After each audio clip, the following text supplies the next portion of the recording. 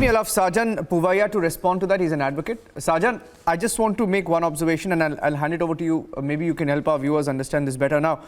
Now, the rules we are told, and we've gone through some of the finer, blueprints of this new IT rules. And now they are to protect ordinary users who become victims of defamation, morphed images, sexual abuse, and the whole range of other abusive content which is in blatant violation of the law, to seek redressal on how to deal with all of this. But when you then say, okay, let Tauseef respond to it. When you then say that it is potential threat to freedom of expression for the people we serve. Now, the whole point of this rule, Tauseef, can you hear me?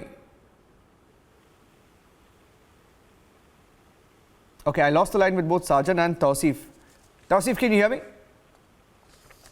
I can hear you now, yes. Go ahead. Yes, okay, you can hear me. No, I was just reading the new rules because I lost the line with Mr. Puvaya there, so I was trying to put that question to you. Now, these rules, Tauseef, are to protect users who become victims of defamation, morphed images, sexual abuse, and a whole range of other abusive content which is in blatant violation of the law, right?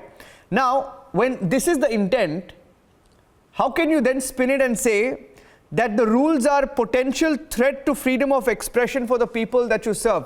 Now you can speak about, the double speak on the rules itself. Tauseef, and then maybe Srijit can come in.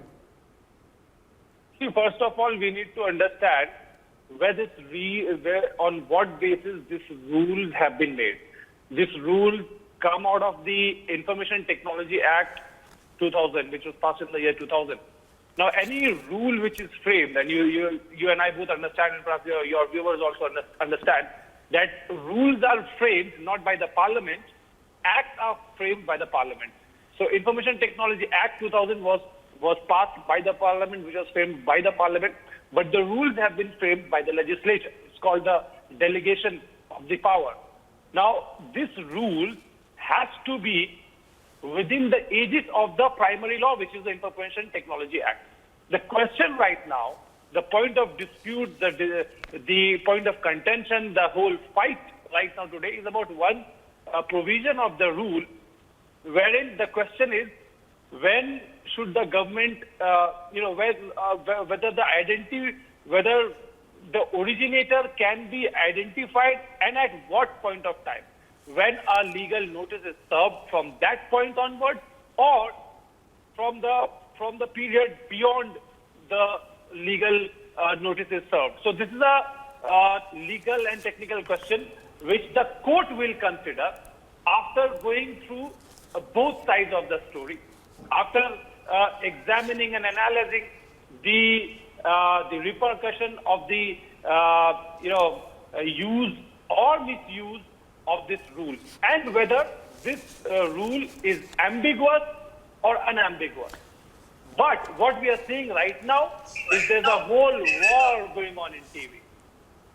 Twitter is presented as if Twitter is new Pakistan. Oh, India will hail. Oh, India will win Twitter. Oh, Twitter is nobody. India is going to win. There is no question. Come on, wake up. India is a sovereign country. If India wants, India can very easily kick out Twitter out of India. India can cancel the license of Twitter and Twitter will become inoperable. But can India do that? Can India act as if it is a banana republic? Or will the government, the present government of India, have to act as if the government of India also abides by the Okay, thank you for giving us a... law of the land? Tauseef.